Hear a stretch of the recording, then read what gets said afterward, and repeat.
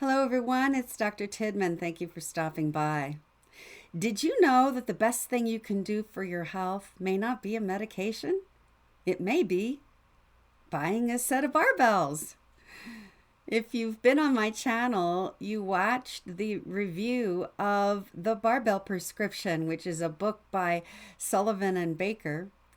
And this video will go over some of their concepts, but in more practical ways and ways that I use them in my barbell training. Because, yes, I've been powerlifting for about 7 years. So I hope this is helpful content for you. Please comment below if it is. And remember to subscribe to my channel. So let's get started.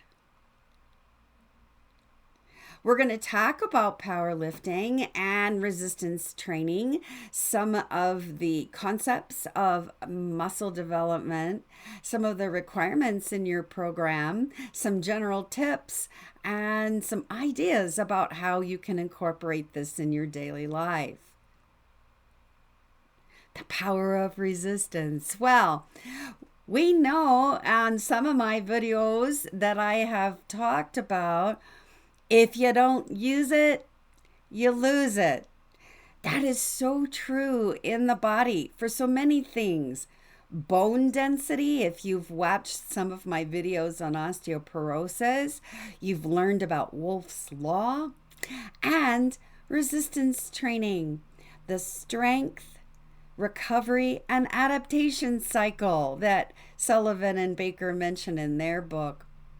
You've got to challenge your muscles for them to grow. Otherwise, your brain says, we don't need more muscle cells.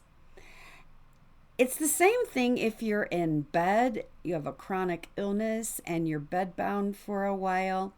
Your muscles shrink down to nothing, don't they? This is because you weren't requiring your body to build muscle. So this is the power of resistance training.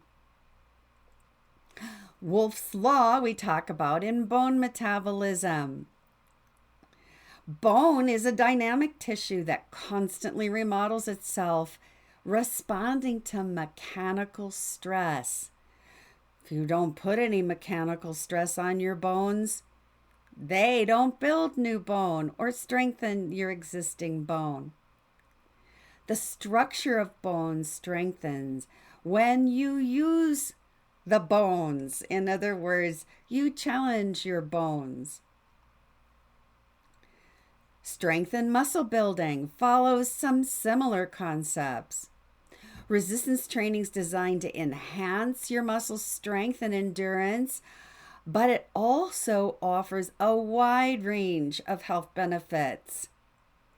When you challenge your muscles, you build muscle cells so that your muscles become stronger. Your brain gets the signal, hey, we need more muscle cells down here. There are so many benefits from strength training. You can increase your metabolism, increase your fat burning, your bone density, improve your balance and your mental health. You can improve the control of your blood sugar. You've heard me talk about this before. Your muscles act as a glucose sink. They pull excess glucose out of your bloodstream. You can reduce your insulin resistance, improve your muscle mass, your self-esteem, reduce the risk of falls and injuries. So many benefits. On my channel, I reviewed the Barbell Prescription, which is a book by Sullivan and Baker. Go back and view that video. I really talk you through their program. I've used their program for 7 years and how it can benefit your health, your longevity, and your functional independence. This is not a program just for older people. This could be used by young athletes as well. The concepts are the same. Their main concepts involve lifting 2 to 3 times a week, being sure there's a day of recovery in between. They use compound exercises involving most of your muscle groups. These are the squat, the deadlift, the bench press, and the overhead press. Their program is based on starting with 5 sets of 5 repetitions each. Of course, this can change as you challenge your muscles. For example, all these years I've used 5 sets of 5 reps of each of these exercises. Recently, I wanted to increase my training volume, and so I went to 5 sets of 7 repetitions for each exercise, challenging my muscles a bit more. You can keep building on numbers of repetitions and numbers of sets of each of these basic exercises, but I would encourage you to start low and build slow. It's not unheard of for me to just add a pound or two of weight each week or even each month to my training regimen. Build up slow. Designing your own program. Here are the 4 basic movements. If all you have time to do are these 4 basic movements, you will be reaping benefits. So, to incorporate what I just talked about, you would do 5 squats 5 times, 5 deadlifts 5 times, 5 bench presses 5 times, and 5 overhead presses 5 times. The only one of these exercises that you may need equipment for, like a bench or something, is the bench press. You literally can buy a set of barbells and weights and do the squats, deadlifts, and overhead presses without a weight rack, really. You could start low and build slow. But I have to tell you, my weight rack in my garage was $150. It really wasn't that expensive.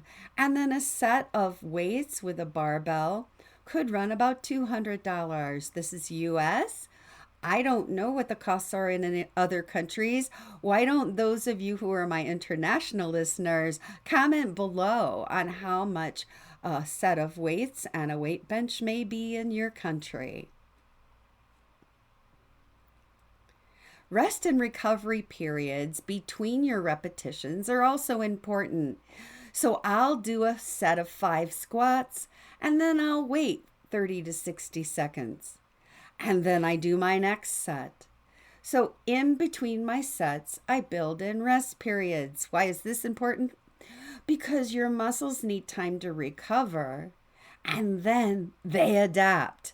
So it's the strength, resistance, recovery, adaptation that you're looking for.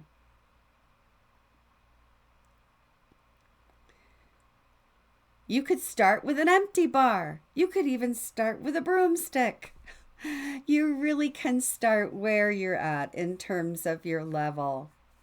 You could really create a barbell for yourself. I've had patients who took a broomstick or the handle of a shovel where they take off the shovel part of it, and they just get some of these cuff weights, 2 pound, 3 pound, 4 pound, and they wrap the cuff around each end. Yes, it's a lightweight. I understand that, but it's a place to start. And then I've had patients to build an entire gym out of things they can find at home. So they take the broomstick or the handle of a shovel, and then they'll take empty milk jugs and maybe put a little bit of water in each one. A full milk jug is about 8 pounds, if that tells you an idea. And then gradually add more water. You tie the milk jugs on either side of your broomstick or your shovel handle, and you do your squats and your deadlifts and your overhead press with this item. Now, you would have to have some sort of a rack to put it on to do your bench press. But again, you can start. Start slow. You really could put sand in an empty milk jug and just lift it with your hands. You could do a squat with it. Anything that gets you doing resistance and building resistance over time. That is the concept. Comment below if you have found homemade ways to lift weights at home, or if you know of some reasonable places to obtain a weight rack and some barbells and weights in the U.S. Thank you for stopping in. I hope this has been helpful for you. Go back and watch that review of Dr. Sullivan and Baker's book, The Barbell Prescription. You can get more information there as well.